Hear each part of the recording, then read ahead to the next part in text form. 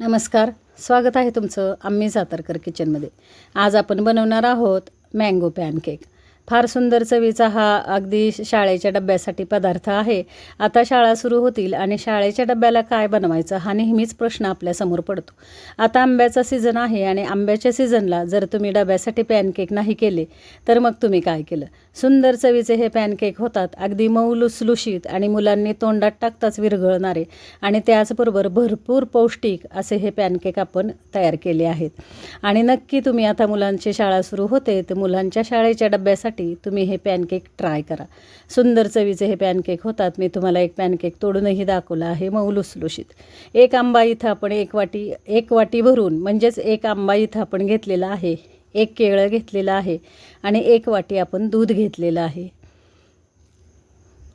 4 चमचे आपण साखर घ्यायची आहे, 1 चमचा आपण मिल्क पावडर घ्यायची आहे। मिल्क पावडर ऑप्शनल आहे, घरामध्ये असेल तर घ्या, नाही घेतली तरीही छान होते।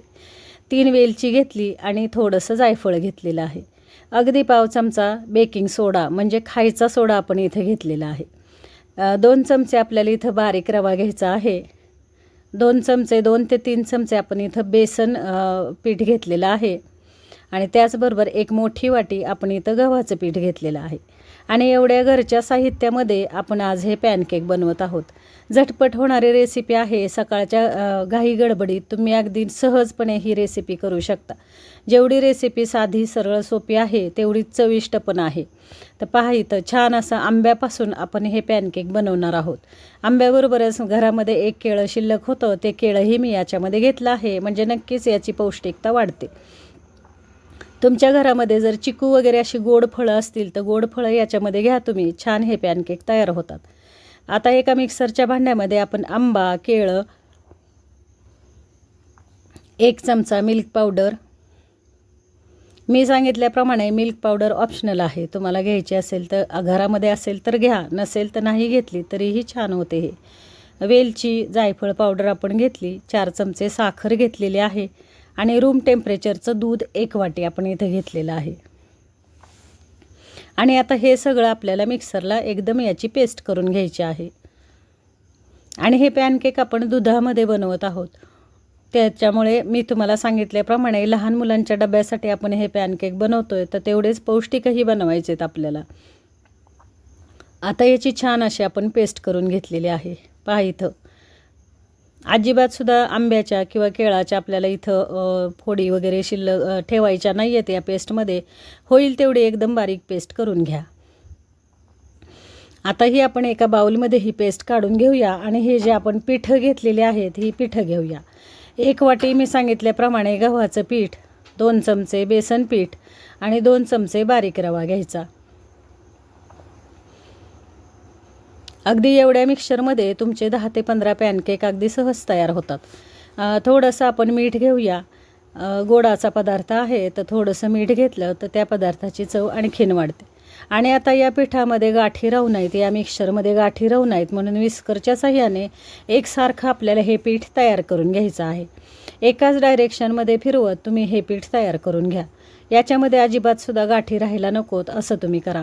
थोडंसं मिक्सरच्या भांड्यामध्ये मी दूध घेतलं आणि ते मिक्सरचं भांडं पूर्णपणे आपण पुसून घेतलेलं आहे। त्याच्यामध्ये थोडासा आंब्याचा आपण जी पेस्ट केली ती पेस्ट शिल्लक होती ती आपण काढून घेतलेली आहे। आणि विस्करच्या साह्याने पुन्हा एकदा छान असं व्यवस्थित आपण हे पीठ तयार करून घेतोय। हे पीठ जास्ती पातळ करू नका आणि जास्ती घट्टही नको आहे, आपल्याला हे मीडियम ठेवा। रिबन कन्सिस्टन्सीमध्ये हे पीठ आपल्याला तयार करायचं आहे। मी दाखवते तुम्हाला कशा पद्धतीने। झाकण लावायचं आणि एक 10 मिनिट हे पीठ साईडला ठेवून द्या, म्हणजे छान असं हे पीठ फुगून वरती येतं आणि जेवढं हलकं पीठ होतं तेवढे आपले पॅनकेक छान जाळीदार मऊ लुसलुशीत तयार होतात। पाहिलं हे छान असं पीठ फुगून वरती आलेलं आहे। अगदी आपण रवा घातलेला आहे, गव्हाचं पीठ आहे, त्याच्यामुळे ह्याला छान असं हलकापणा येतो आणि व्यवस्थित असं हे पीठ पॅनकेकसाठी तयार होतं, फुगूनही वरती येतं। पाव चमचा खायचा सोडा घेतलेला आहे मी, खायचा सोडा ऑप्शनल आहे, तुम्हाला चालत असेल तर घ्या। अगदी तुम्ही मुलांना जर आपल्याला पॅनकेक द्यायचे, जर तुम्हाला चालत नसेल मुलांसाठी खायचा सोडा तर नका घेऊ इथे। पाव चमचा खायचा सोडा घेऊन एकाच डायरेक्शनमध्ये हे पीठ पुन्हा एकदा आपल्याला फिरवून घ्यायचं आहे, म्हणजे खायच्या सोड्यामुळे हे पीठ हलकं एकदम होतं आणि पॅनकेक छान जाळीदार मऊ लुसलुशीत पॅनकेक आपले तयार होतात. पहा इथं पूर्ण एकाच डायरेक्शनमध्ये 1-2 ते 3 मिनटासाठी हे पीठ मी फेटून घेत आहे. आणि जेवढं तुम्ही पीठ फेटून घ्याल तेवढं हलकं आणि फुगून वरती येतं आणि छान असे हे आपले पॅनकेक तयार होतात.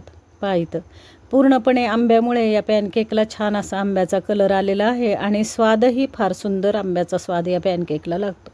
तव्याला मी तूप लावलेलं आहे. तवा छान गरम करून घेतला, तूप लावून घेतलं आणि हे छोटे छोटे पॅनकेक आपण काढून घेऊया. पहा इथं अगदी छोटे छोटे पॅनकेक काढा, म्हणजे मुलांना खायलाही छान वाटतं ते आणि दिसायलाही छान दिसतात. एकाच तव्यावरती मी 4 पॅनकेक काढून घेते. तव्याला तूप किंवा तेल लावा किंवा अगदी बटर लावलं तुम्ही तरीही चालेल.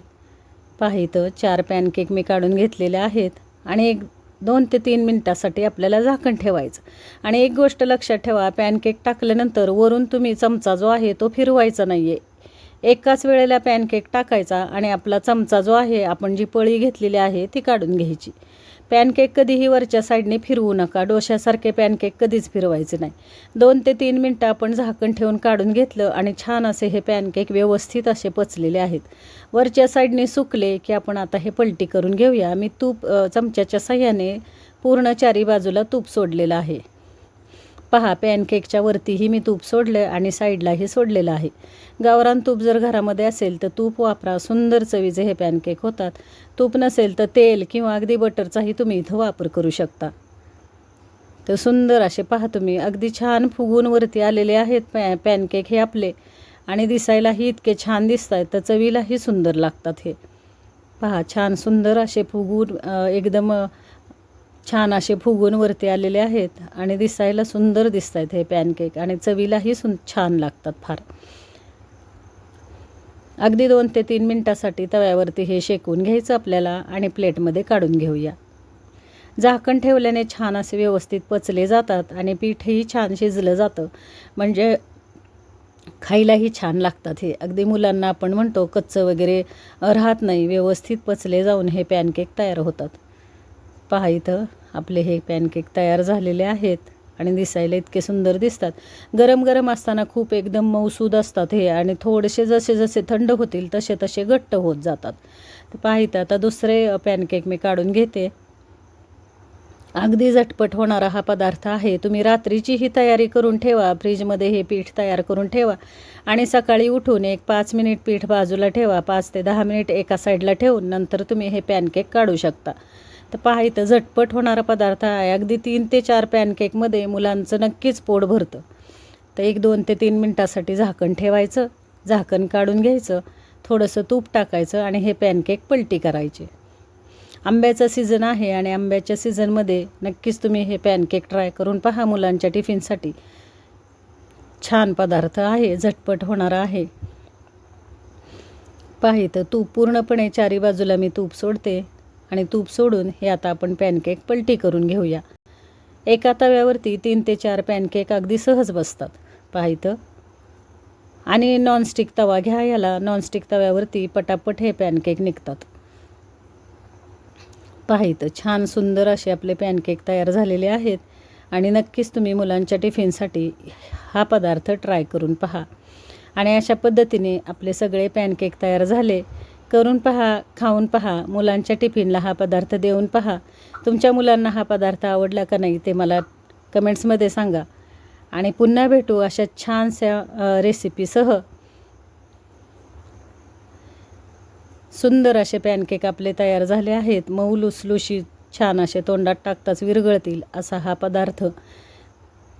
आणि तोपर्यंत मस्त खा, स्वस्त रहा, काळजी घ्या. धन्यवाद मंडळी.